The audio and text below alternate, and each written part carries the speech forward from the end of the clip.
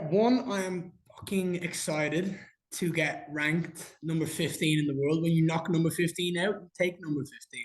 And I like that it is number 15. There's something symbolic about being in the top 15, but being number 15 from a kid who has watched the sport grow.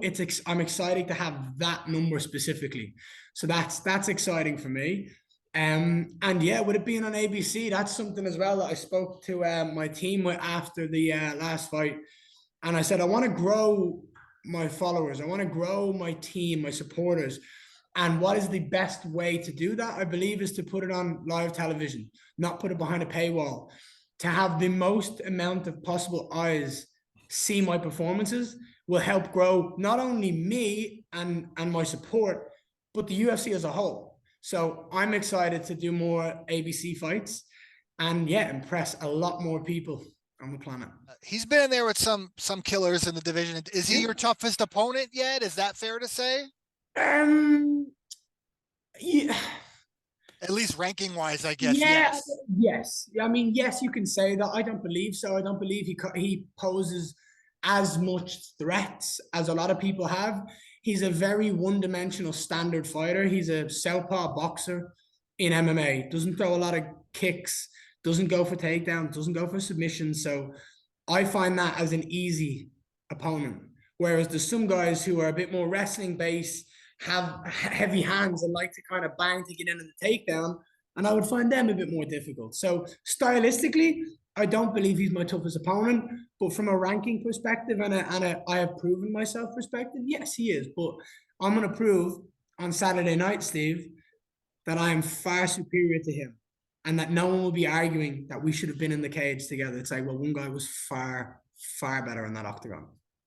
You say that the 15 is symbolic to crack into the 15 at 15. Are you looking ahead? Because once you get into the top 15, you're a couple fights right there.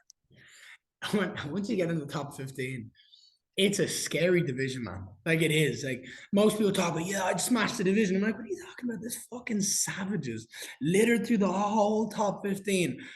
And like I made this argument a couple of weeks ago to somebody. You could tell me that almost anyone who is ranked in the top 15 could potentially win the title because one, it only takes one shot, but they're all elite level athletes who are at the peak of their game and they all want the same thing. So they're all hungry. They all want to. It's like, it's so dangerous, but that's exciting. I haven't been excited for a fight in a long time. I'm excited for this fight.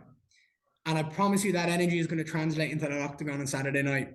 And for me, when I look forward to what is to come and what the future holds, I've repeated this a lot to a lot of people I've done interviews with over this week. I want 6 fights in the top 15. I don't want to run through the top 15 quickly. Fight one guy in the fight 11, fight 6, and fight 2, and they'll go for the title. What I want to do is fight 2 guys in the top 15 to 10, 2 guys in the top 10 to 5, and 2 guys between 5 and 1, and then go for my title shot. Because I believe that firstly, I'm 25 years of age. I'm in no rush to become a champion. I'm in no rush to push my development and my growth to reach a goal that I want to do the right way, in my way. The fans are going to see me 6 times in that octagon against ranked opponents in the next 2 to 3 years. They're going to see me put on some clinical performances and watch knockouts and submissions that are going to change people's opinion on me and the sport and show people that I am the next generation of fighters, that I am the future. And I bring a different flair, a different finesse, a different exotic style that is beautiful and captivating to fans and to eyes that you want to watch. That is my goal. Whoever it is in the top 15, and whoever those 6 opponents are, the first one is Saturday night. I get to fight Danny Rodriguez, and he is the first of this 6-fight run that I'm excited to go on. And it's symbolic. This is the start of the next chapter of my career. We saw after the last fight, you shared a little moment with Conor, and last I talked with you, how special that was. Have you heard from him again? Any advice heading into this one? And I'm sure he'll be watching because it seems like he's invested in what you're doing.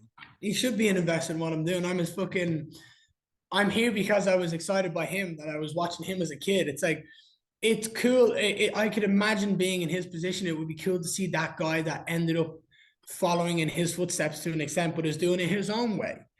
And a lot of people give me shit saying I'm trying to be like Conor. It's like, I'm not trying to be like Conor, but absolutely, I wanted to be like Conor. I'm not trying to be like him, but I wanted to be like him. I'm doing it my way, but in a similar type of fashion. And for anyone to compare me to Conor is such a massive compliment to me.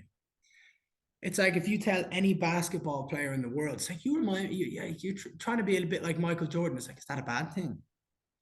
It's like, oh, it's like to a quarterback growing up in college or something. If you tell him, it's like, oh, I feel like he's trying to be like Tom Brady. It's like, good.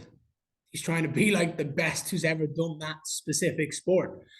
And the truth is, Conor is the biggest star we've ever seen in this sport. He done stuff that other people could only wish and hope to do.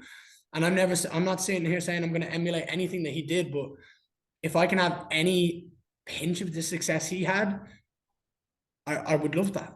And I'm doing it. And I'm doing it my way. And that was my goal as a kid, was to get to this point. I'm here now and I'm doing it my way and I'm having fun and I'm excited for my journey, my process in the UFC, my path that I am now paving for myself, so that one day some little kid in Ireland will sit there and say, I want to be like Ian Garry.